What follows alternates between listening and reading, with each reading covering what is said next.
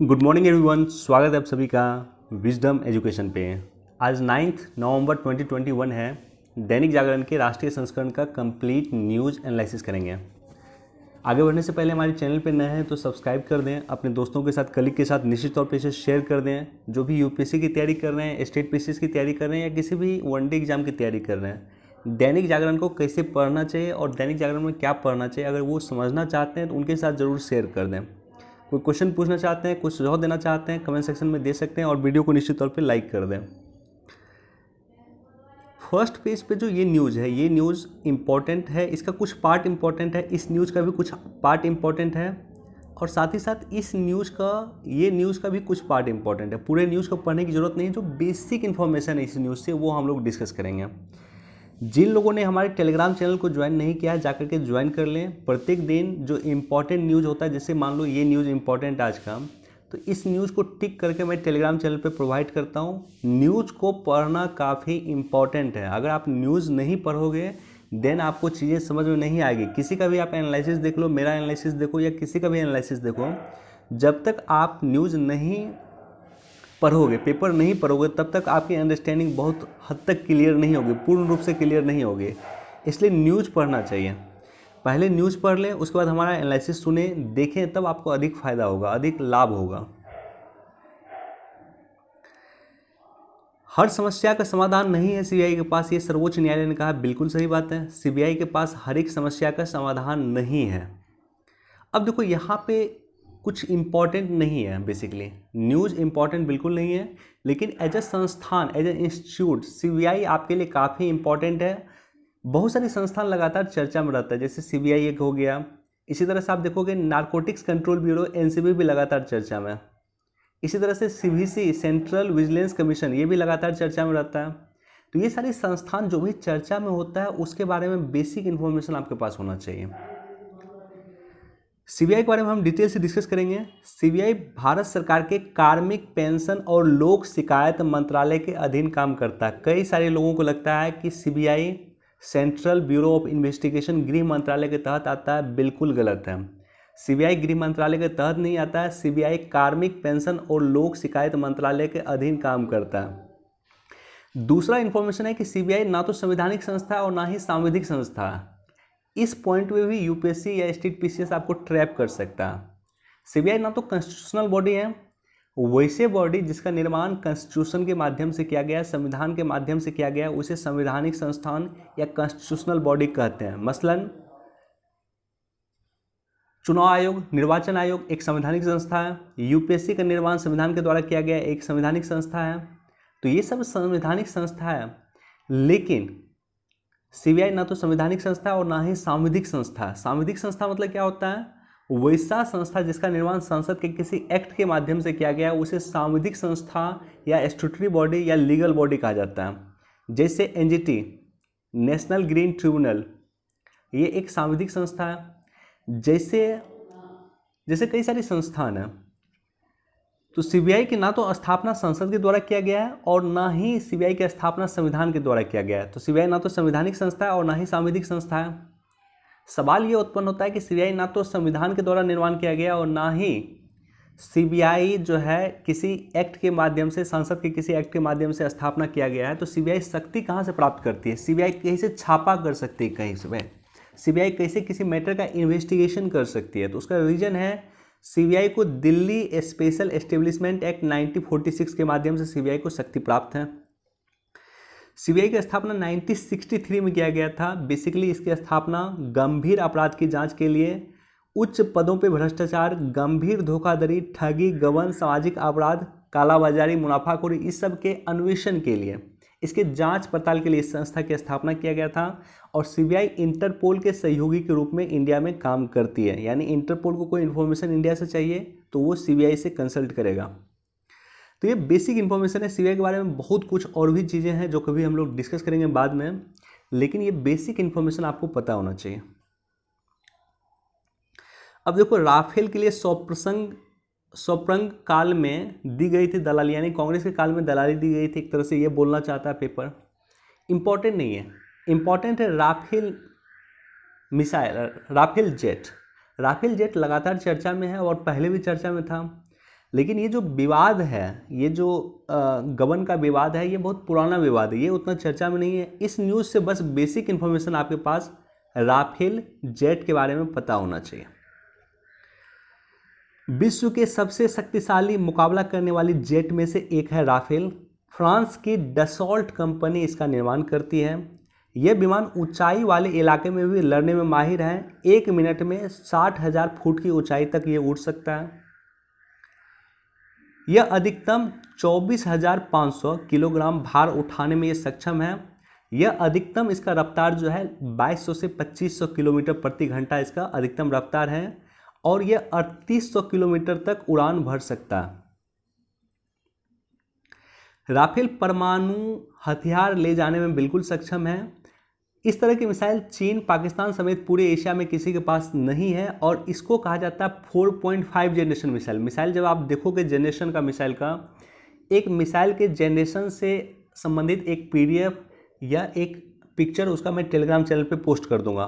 तो ये जो मिसाइल है 4 जनरेशन का नहीं है, ये 4.5 जनरेशन का है।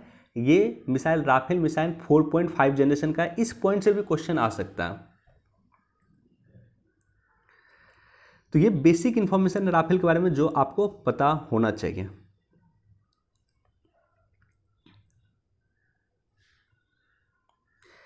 अमेरिका ने हटवाए प्रतिबंध, टीका लगवा चुके लोग कर सकेंगे यात्रा। वैसा टीका जो WHO ने स्वीकृत किया है। अभी देखो, अभी भारत के लिए अच्छी बात क्या हुई है कि भारत की जो 2 वैक्सीन है, एक वैक्सीन कोविशील्ड है। कोविशील्ड को काफ़ी पहले WHO ने मान्यता दे दिया था। इधर एक वैक्सीन भारत की और वैक्सीन है कोवैक्सीन है, जिसका निर्माण भारत बायोटेक कंपनी के द्वारा किया गया था, जो हैदराबाद की कंपनी है। कोवैक्सीन को भी WHO ने मान्यता दिया है। मैंने पर्सनली कोवैक्सीन लगाया है। तो अगर आप कोवैक्सीन भी लगाते हो तो अब अमेरिका इसको जो है प्रतिबंध हटा लिया है। अमेरिका में जा सकता हूँ, अमेरिका की यात्रा कर सकता हूँ और विश्व के कई सारे देश की यात्रा अब लोग कर सकते हैं जो कोवैक्सीन में लगाया है। पहले ऐसा नहीं था, आज से 15 दिन पहले ऐसा नहीं था।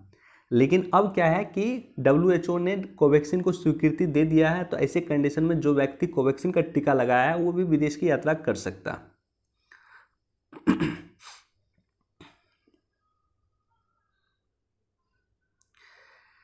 देखो, कल भी इस बारे में हमने डिस्कस किया था। जेवर एयरपोर्ट जो है नोएडा में जो बन रहा है, वो इंडिया का सबसे बड़ा एयरपोर्ट होगा और 2024 तक ये बन के तैयार होगा। इसकी उद्घाटन प्राइम मिनिस्टर मोदी के द्वारा किया जाने वाला है।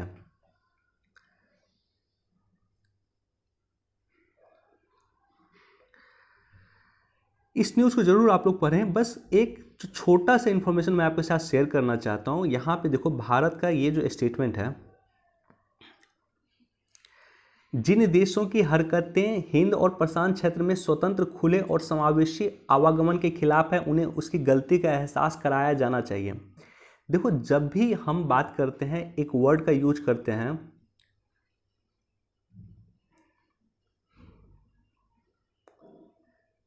एक वर्ड का हम यूज करते हैं जब भी, स्वतंत्र, खुला और समावेशी हिंद प्रशांत क्षेत्र। स्वतंत्र, खुला और समावेशी हिंद प्रशांत क्षेत्र, ये जो 3 वर्ड का यूज करते हैं हम, बेसिकली ये 3 वर्ड का यूज जो है चीन के खिलाफ किया जाता है।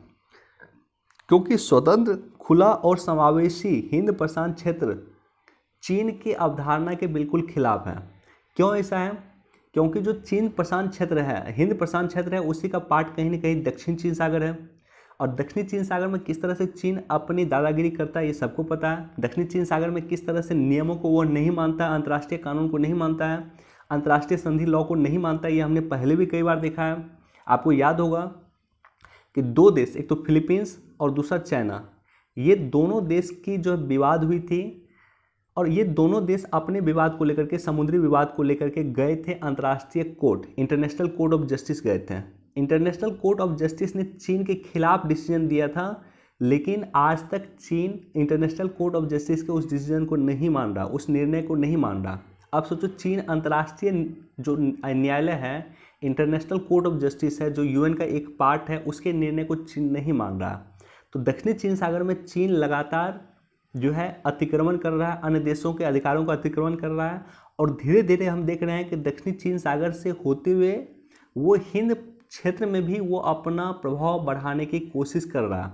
तो ऐसे कंडीशन में जब भी हम लोग ये वर्ड यूज करते हैं, भारत में अगर आप देखोगे क्वाड की जो मीटिंग होती है, क्वाड की मीटिंग में डायरेक्टली चीन का नाम नहीं लिया जाता है, लेकिन इसी वर्ड का प्रयोग किया जाता है, स्वतंत्र, खुला और समावेशी हिंद प्रशांत क्षेत्र।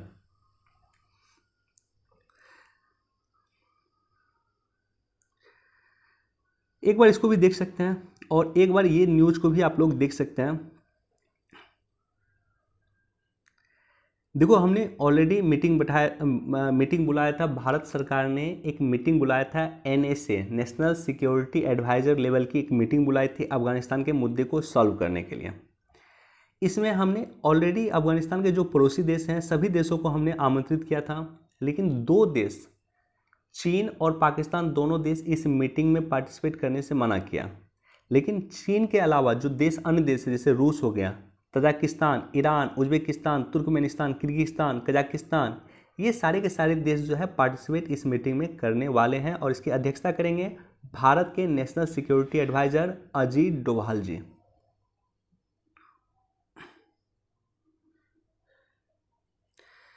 देखो, ये न्यूज काफ़ी इंपॉर्टेंट है और कई वर्ष से इंपॉर्टेंट, इनफैक्ट लगातार मैं देख रहा हूँ कि कई वर्षों से ये न्यूज़ इंपॉर्टेंट है और लगातार इंपॉर्टेंट है और अब काफ़ी इंपॉर्टेंट हो गया।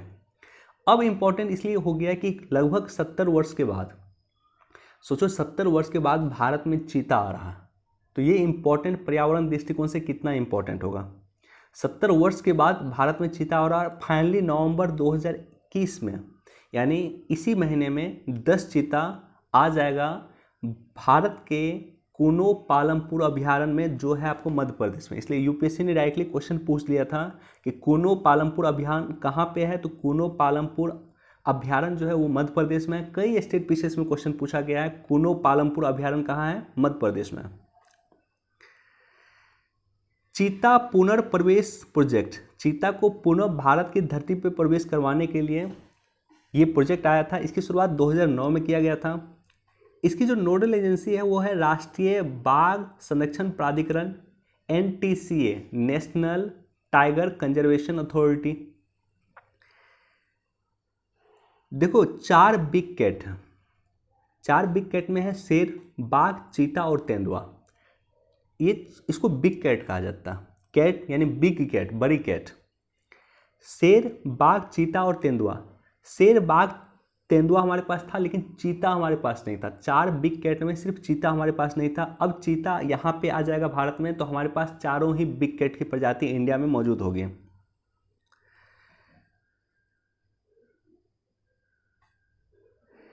इस योजना के तहत मध्य प्रदेश के कुन्नो पालमपुर अभियान को चुना गया है। यहाँ पे सबसे पहले जो है चीता आएंगे और उसके बाद राजस्थान के शाहगढ़ क्षेत्र को भी इसके लिए चुना गया है, लेकिन मोस्ट प्रोबेबली मान लो ये आएगा सबसे पहले कुन्नो पालमपुर अभियान, जो आपको मध्य प्रदेश में है। चीता किस देश से आ रहा है, इस पर भी कई बार क्वेश्चन पूछा है। नवंबर 2021 में, यानी इसी महीने में, नामीबिया से 10 चीते आएंगे कुन्नो पालमपुर अभयारण्य। 1947 यानी आज़ादी, हमारे देश को जब आज़ाद हुआ था 1947 में, तब से लेकर के आज तक हमारे देश में चीता को नहीं देखा गया। 1952 में चीता को विलुप्त घोषित कर दिया गया भारत से।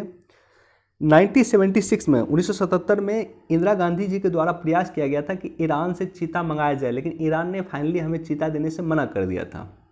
तो फाइनली 70 वर्ष के बाद, लगभग 70 वर्ष से भी अधिक समय के बाद, हमारे देश में फाइनली चीता आ रहा है। 10 चीता आ रहा है अफ्रीकन देश नामीबिया से, जो रखा जाएगा कुन्नो पालमपुर अभयारण्य, जो मध्य प्रदेश में है।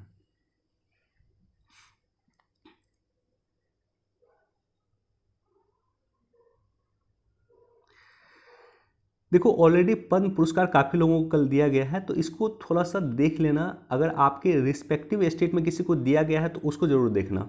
बस मैं एक तस्वीर आपको दिखाना चाहता हूँ, काफ़ी मुझे देखो, ये महिला है, ऑलरेडी प्राइम मिनिस्टर को प्रणाम कर रही है, प्राइम मिनिस्टर भी प्रणाम कर रहे हैं। अब देखो इसका रहन सहन आपको देखो किस तरह से, और ये देखोगे आप नीचे चप्पल तक नहीं पहने हुए, यानी पद्मश्री अवार्ड रिसीव करने के लिए आई या चप्पल तक नहीं पहने हुए। इस महिला का नाम थोड़ा सा मैं आपको बताना चाहता हूँ। इसका नाम है तुलसी गौरा। तुलसी गौरा ये हैं। इसे जंगल का इंसाइक्लोपीडिया कहा जाता है, यानी जंगल से पूरी तरह से जुड़े हुए हैं। जंगल का इंसाइक्लोपीडिया कहा जाता है तुलसी गोरा को, जो पद्मश्री अवार्ड रिसीव करने के लिए आई थी, चप्पल तक नहीं पहनी हुई थी, पूरा ग्रामीण परिवेश से ये लोग हैं। तो इसका मतलब ये है कि अभी के समय में जो पद्म पुरस्कार दिया जाता है वो गांव के लोगों को भी काफ़ी पार्टिसिपेट किया जाता है, जो ग्रामीण क्षेत्र हैं वहाँ के लोगों को भी काफ़ी पार्टिसिपेट किया जाता है, उन लोगों को भी दिया जाता है, आम लोगों को इससे जोड़ा जाता है। और काफ़ी अच्छा काम नॉर्मली अब की डेट में किया जा रहा है। पद्म पुरस्कार ऐसे लोगों को दिया जा रहा है जो काफ़ी गरीब लोग हो, या कह सकते हो समाज के निचले तबके से जो जुड़े लोग हैं उनको भी पद्म पुरस्कार दिया जा रहा है। एक तरफ महेंद्रा जी को कल जो दिया गया था पद्म पुरस्कार, और दूसरी तरफ इस महिला को जो दिया गया, एक तरफ से जो हमारे देश के जो उद्योगपति हैं उनको भी मिला है, और हमारे देश के जो सबसे निचले तबके पे जो लोग हैं उनको भी पद्म पुरस्कार मिला है। मसलन आपको जो याद रखना है, आपके क्षेत्र में जिन लोगों को पद्म पुरस्कार मिला है, अगर आप बिहार के हैं तो बिहार के जिन लोगों को पद्म पुरस्कार मिला है, यूपी के हैं तो यूपी के जिन लोगों को पद्म पुरस्कार मिला है, या रिस्पेक्टिव स्टेट जिस भी स्टेट के आप हैं वहाँ के जिन लोगों को पद्म पुरस्कार मिला उसके बारे में आपको पता होना चाहिए।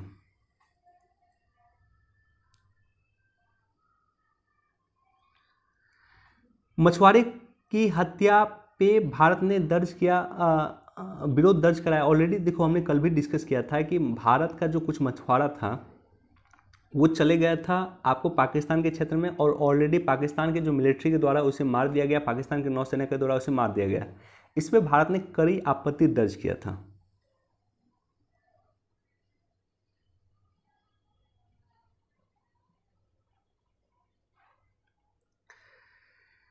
बिजनेस पेज पे अगर न्यूज़ देखोगे, देखो ये आईपीओ काफ़ी दिन से ये मैं सुन रहा हूँ कि आईपीओ पेटीएम इशू करने वाला है, लेकिन अभी इसकी प्रक्रिया सुस्त चल रही है। आईपीओ मतलब क्या होता है? इनिशियल पब्लिक ऑफरिंग होता है। आईपीओ मतलब एक तरह से आप समझो कि कोई भी कंपनी अपना शेयर इशू करती है तो नया जो शेयर होता है, फर्स्ट टाइम जो शेयर इशू होता है उसे आईपीओ कहा जाता है। तो पेटीएम का आईपीओ आने वाला है। वित्तीय समावेशन में भारत ने पछाड़ा चीन को, किस रिपोर्ट में कहा गया है? तो एसबीआई की एक रिपोर्ट है, एसबीआई की इस रिपोर्ट में कहा गया है कि वित्तीय समावेशन में भारत ने चीन को पछाड़ा। प्रधानमंत्री जन धन योजना शुरुआत हुआ था 2014 में, उसके माध्यम से क्या किया गया है कि गांव के लोगों को भी, अधिक से अधिक लोगों को बैंकिंग व्यवस्था से जोड़ा गया, ताकि सरकार जो भी सुविधाएं आज के समय में देना चाहे लोगों को, वो डायरेक्टली किसी के बैंक अकाउंट में चला जाए।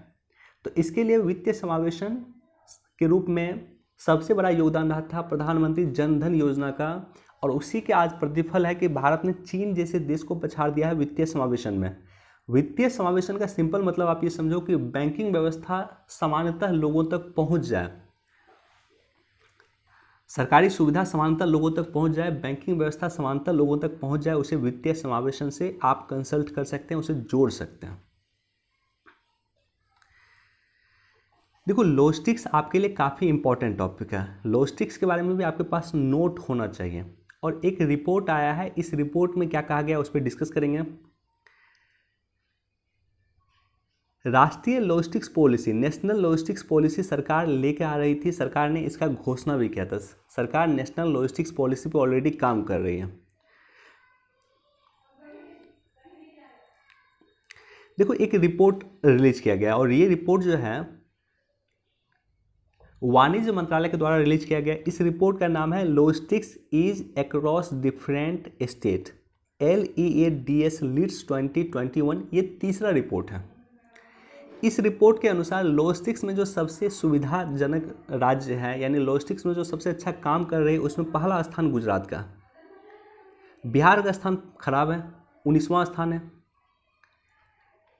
इसी तरह से इसको 3 भाग में डिवाइड किया गया, एक तो राज्यों में डिवाइड किया गया, एक तो यूटी में डिवाइड किया गया, यूनियन टेरिटरी में, और एक हिमालयी राज्यों में डिवाइड किया गया।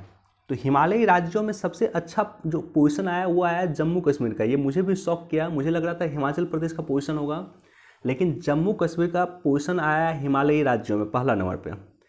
यूनियन टेरिटरी में पहला नंबर पे दिल्ली है, गुजरात है आपको ओवरऑल पहले नंबर पे, और बिहार है ओवरऑल 19वें नंबर पे। इसका लक्ष्य क्या है? राष्ट्रीय लॉजिस्टिक्स पॉलिसी भी अगर आप देखोगे, राष्ट्रीय लॉजिस्टिक्स पॉलिसी उसका भी टारगेट था। अभी के समय में हमारी लॉजिस्टिक्स पे जो खर्च है वो लगभग 14% के आसपास आता है, 13 से 15% मान लो।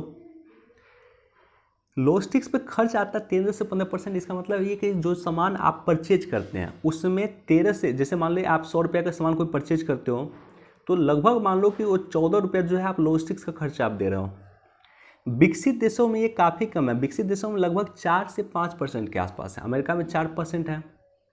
तो ऐसे कंडीशन में सरकार जो है काम कर रही थी ईज ऑफ डूइंग बिजनेस पे, तो सरकार के लिए एक बहुत इंपॉर्टेंट फैक्टर था लॉजिस्टिक्स। लॉजिस्टिक्स लागत को कम करना है क्योंकि भारत में लॉजिस्टिक्स लागत लगभग 14% है, इसको कम करके 5% पर लाना ये सरकार का टारगेट था। और इसी के लिए सरकार राष्ट्रीय लॉजिस्टिक्स पॉलिसी सरकार लेके आ रही है और उसी के तहत सरकार जो है लॉजिस्टिक्स में काम कर रहे राज्यों को रैंकिंग जारी करती है।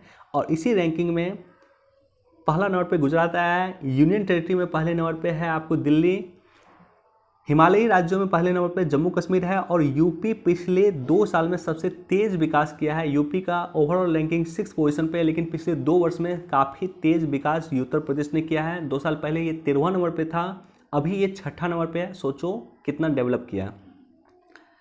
तो बेसिक इन्फॉर्मेशन है, आपको ये जानकारी होना चाहिए। वन डे एग्जाम वगैरह में तो पक्का पूछा जाएगा आपसे, इसको भी एक बार देख लेना आप लोग।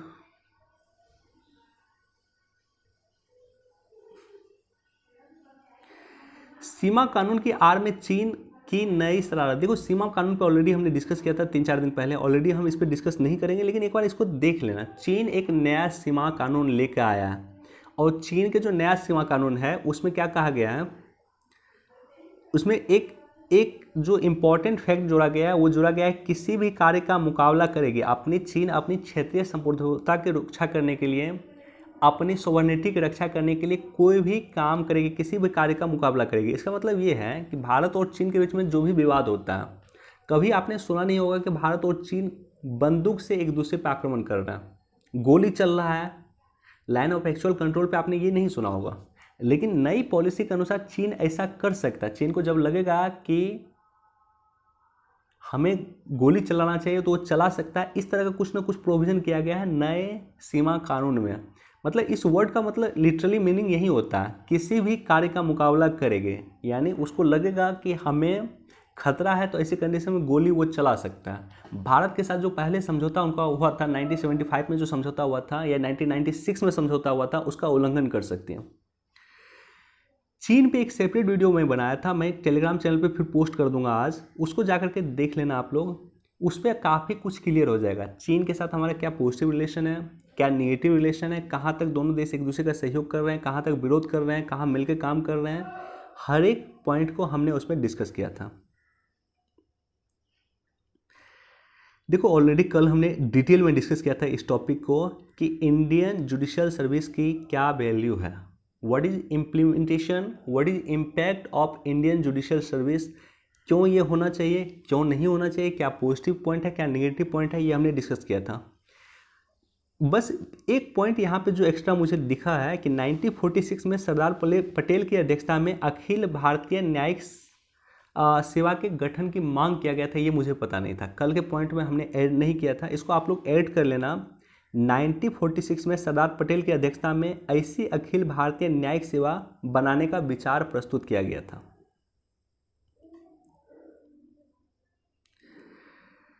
पर्यावरण सुधार की प्रक्रिया में भागीदारी। देखो ये एडिटोरियल बहुत इंपॉर्टेंट नहीं है, आज का कोई भी एडिटोरियल बहुत ज़्यादा इंपॉर्टेंट मुझे दिखा नहीं है, बस जुडिशियल सर्विस वाला एडिटोरियल काफ़ी इंपॉर्टेंट है, लेकिन उस पर ऑलरेडी कल हमने डिस्कस किया था और काफ़ी डिटेल में डिस्कस किया था, इसलिए मैं उस पर डिस्कस नहीं कर रहा हूँ।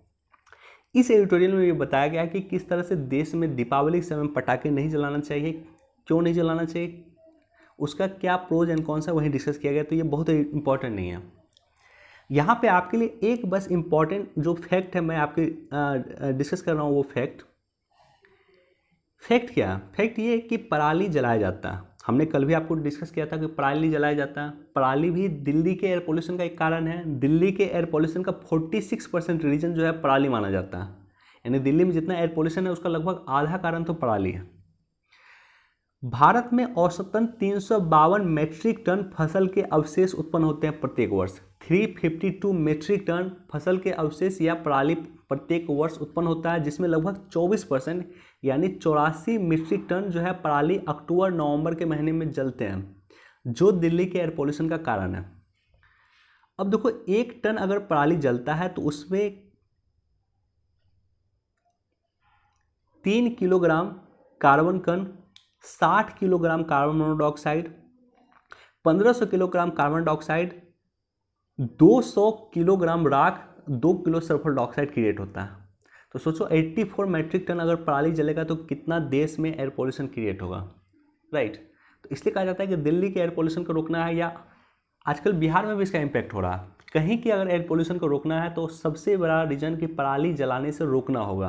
किसानों को पराली जलाने से रोकना होगा, और किसानों को पराली जलाने से रोकना है तो इसके लिए हमें क्या करना होगा कि हमें पराली में मूल्य क्रिएट करना होगा, पराली किसानों से परचेज करना होगा, और उस पराली का इस्तेमाल इथेनॉल उत्पादन के लिए करना होगा। उस पराली का इस्तेमाल अन्य चीज़ों के लिए करना होगा। ये हमें ध्यान देने की ज़रूरत है।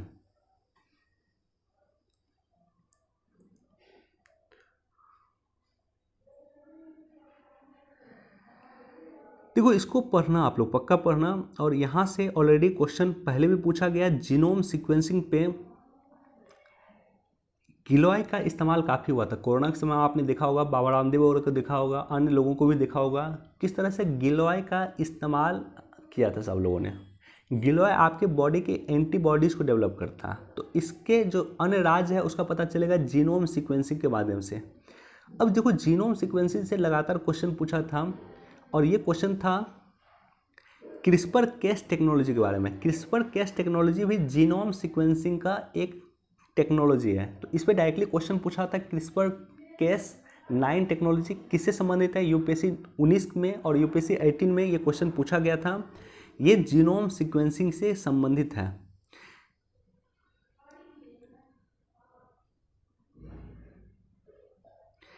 एक बार इसको भी देख सकते हैं, बहुत ज़्यादा इंपॉर्टेंट नहीं है।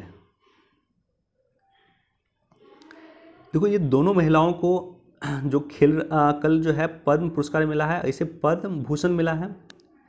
एक तो रानी रामपाल है, ये भारतीय महिला हॉकी टीम की कप्तान है, और ये पीवी सिंधु है। दोनों को पद्म भूषण अवार्ड कल दिया गया है prime minister president Ramnath Kovind ji के द्वारा।